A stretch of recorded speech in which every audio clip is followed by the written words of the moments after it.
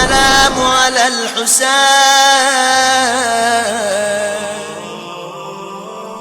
آج سوچ کر آیا تھا میں حسین کی اس قربانی کا ذکر کروں کہ وہ فقط ایک قربانی نہیں ہے، وہ پورا خاندان قربان ہوا ہے حسین پر، پورا خاندان. اور یہ ہے شہزادی ام البنین کا خاندان. یہ ماں عجیب ماں ہے، اسے اللہ نے 4 بیٹے عطا کیے تھے، لہذا کہا جاتا تھا ام البنین، بیٹوں کی ماں. جب کربلا کا واقعہ ہو گیا تو یہ ماں کہا کرتی تھی اب مجھے ام البنین نہ کہو، اس لیے کہ اب وہ بیٹے کہا رہے ہیں. 4 بیٹے عطا کیے، چاروں کربلا میں شہید ہوئے. ایک داماد اللہ نے عطا کیا، ایک بیٹی تھی ام البنین کی. داماد ہیں ام البنین کے مسلم ابن عقیل. مسلم ابن عقیل کوفہ میں شہید ہوئے. مسلم کو اللہ نے 4 فرزند عطا کیے تھے. 2 مسلم کے ساتھ تھے، طفلان مسلم جن کے ہم مصائب پڑھتے ہیں، جو کوفہ میں شہید ہوئے. 2 کربلا میں حسین کے ساتھ تھے جو عاشور کے دن شہید ہوئے. یہ ام البنین کا خاندان وہ ہے کہ بیٹے شہید، داماد شہید، نواسے شہید. بیٹیاں زینب اور ام کلثوم کے ساتھ اسیر ہو کے چلی ہے. اصل پورا خاندان قربان ہوا ہے ام البنین کا حسین ابن علی پر. آج نواسوں کا مجھے ذکر کرنا ہے، ام البنین کے نواسے. ام البنین جیسے ابو الفضل عباس باب الحوائج ہے، ویسے ماں ام البنین بھی باب الحوائج ہے. اور یہ ماں اتنی مظلوم ہے، جنت البقیع میں تو جا چکے ہیں، انہوں نے دیکھا ہے جو نہیں کہ انشاءاللہ خدا انہیں نصیب کرے. رات میں تو تاریکی ہوتی ہے، کسی کو جانے کی اجازت نہیں ہوتی.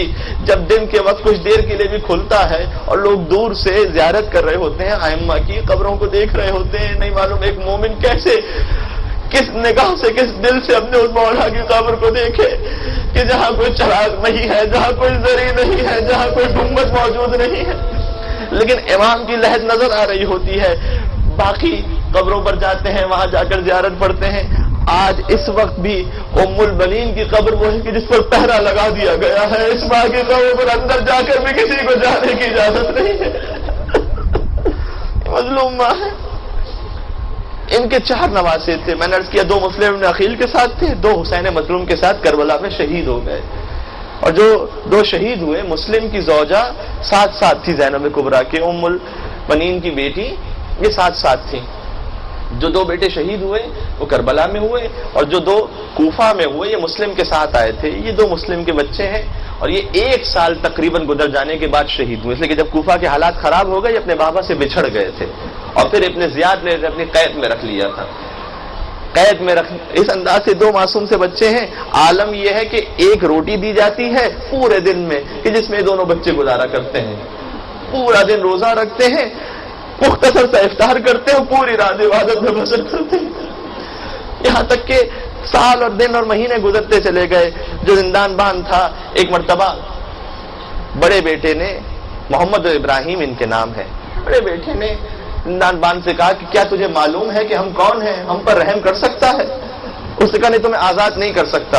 کہ تو جانتا نہیں کہ ہم کون ہیں؟ کہ بتلاؤ، اپنا تعارف کرواؤ. کہ ہم فاطمہ زہرا کی نسل سے ہیں، ہم علی مرتضیٰ کی نسل سے ہیں، ہم مسلم ابن عقیل کے بیٹے ہیں. ہاتھوں کو جوڑ کے کہا مجھے نہیں معلوم تھا کہ تم سیدزادے ہو. تو فاطمہ زہرا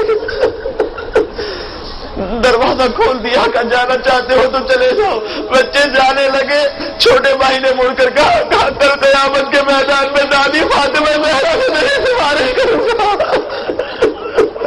کہ دادی اس نے ہم پر رحم کیا تھا.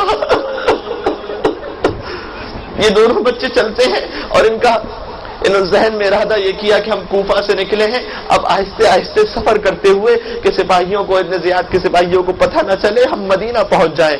تو یہ رات میں سفر کیا کرتے تھے، دن میں چھپ جایا کرتے تھے. ایک مقام پر نہر کے کنارے یہ موجود تھے کہ ایک بوڑھی عورت آتی ہے پانی بھرنے کے لیے. جیسے اس نے پانی میں دیکھا 2 چاند سے چہرے نظر آ رہے ہیں، مڑ کر دیکھا تو درخت کے پیچھے 2 بچے موجود تھے. دونوں بچوں کو لیا، بچے گھبرا گئے. شاید رخسار پر ہاتھوں کو رکھ کر کہا ہوگا وہ ہمیں تماچے نہ مارو. لیکن وہ بوڑھی عورت شفیق تھی، اپنے سینے سے لگایا. اسے معلوم ہوا مسلم ابن عقیل کے فرزند ہیں، ہاتھوں کو چوما، گھر میں لے کر آئی ادب اور احترام کے ساتھ.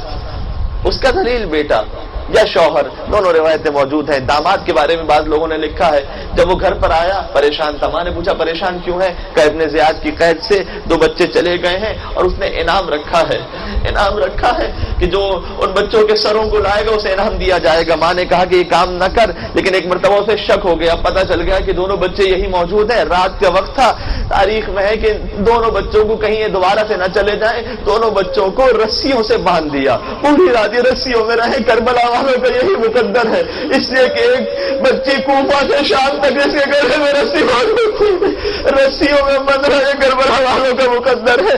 یہ دونوں بچے رات کی تاریکی میں رسیوں میں جگڑے رہتے ہیں، صبح کا وقت ہوتا ہے، یہ دونوں بچوں کو لے کر جاتا ہے، نہر کے کنارے پہنچا، ایک مرتبہ بچوں کو مارنا چاہتا ہے، دونوں نے کہا اچھا ایک کام کر، ہمیں 2 رکعت نماز پڑھنے کی اجازت دے، ہم نماز پڑھ سکیں۔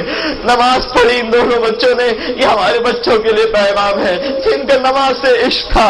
ایک مرتبہ آگے بڑھنا چاہتا ہے مارنے کے لیے، چھوٹے بھائی کو کہ بڑا بھائی آگے بڑھ گیا، کہا پہلے مجھے مار دو، چھوٹے بھائی کو پہلے ایک بھائی کو سر تن سے جدا کر دیا، سر اپنے پاس انعام کے لیے رکھ لیا اور لاشیں کو اس نہر میں بہا دیا، دریا میں پھینک دیا۔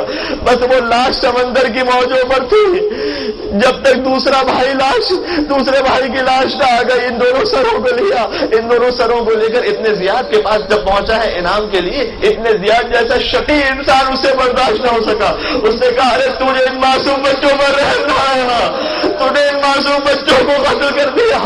ابن زیاد نے ان دونوں بچوں کے قاتلوں کو، اس نے انعام کا وعدہ کیا تھا لیکن کہا تو اتنا شقی ہے میں تجھے قتل کر دوں گا، ہاتھوں کو جوڑ کے کہوں گا۔ بس جب یہ دونوں بچے شہید ہو گئے، اب وہ 2 بچے تھے جو کربلا میں مسلم کی زوجہ کے ساتھ تھے، وہ عاشور کے دن شہید ہوئے۔ جب یہ قافلہ کربلا سے کوفہ پہنچا ہے، زوجہ مسلم ساتھ ساتھ تھی، دار الامارہ پر مسلم کا لاشا نظر آیا، لاشا لٹکا ہوا تھا۔ ایک مرتبہ زوجہ مسلم نے سلام کیا، السلام علیک یا شہید اللہ، شہید راہ خدا تجھ پر سلام ہو۔ اور پھر کہا اے مسلم میں تیری زوجہ ہوں، جو 2 بچے میرے ساتھ تھے وہ میں نے حسین پر قربان کر دیے، جو 2 بچے آپ کے ساتھ تھے وہ کہاں ہے مسلم؟ ارے میری گود کے مارے کہاں چلے گئے؟